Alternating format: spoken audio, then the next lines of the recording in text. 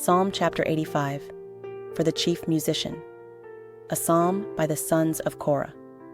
Lord, you have been favorable to your land. You have restored the fortunes of Jacob.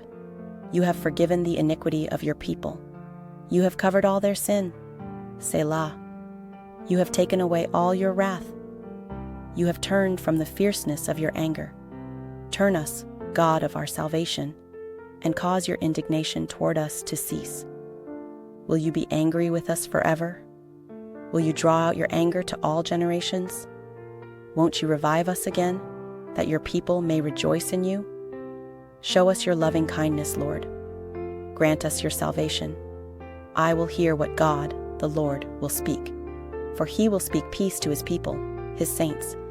But let them not turn again to folly.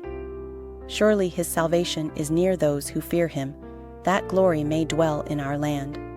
Mercy and truth meet together. Righteousness and peace have kissed each other. Truth springs out of the earth. Righteousness has looked down from heaven.